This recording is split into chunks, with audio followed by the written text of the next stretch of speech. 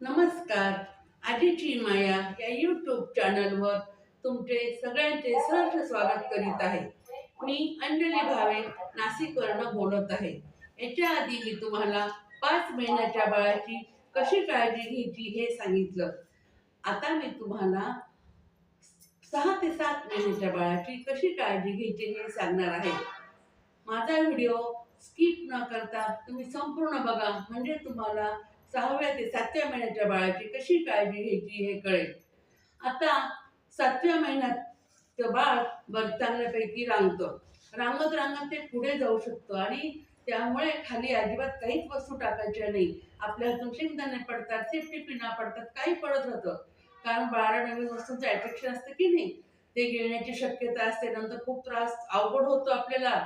त्यामुळे आईने एखादं काम नाही झालं तरी चालेल, पण बाळाकडे लक्ष द्यायचं. कारण बाळ जास्त महत्त्वाचं असतं कामापेक्षा.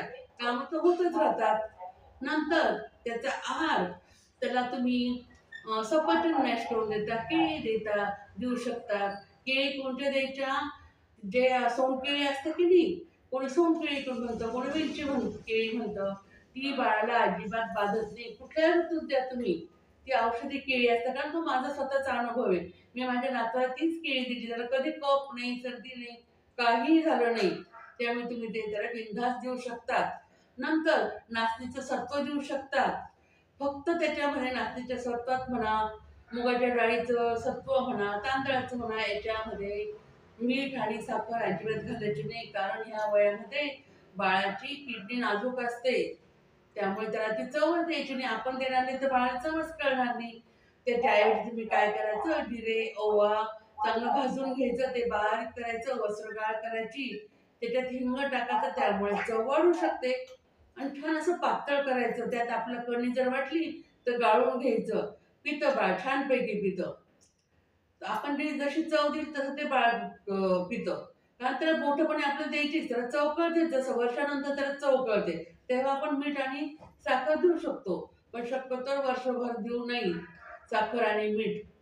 त्यानंतर बाळ आता ह्या वयात दादा, मामा असं बोलतो. आईने पण, घरातल्या सदस्यांनी पण त्याच्याशी खूप बोलायचा प्रयत्न करतात. त्यामुळे बाळ लवकर बोलतो.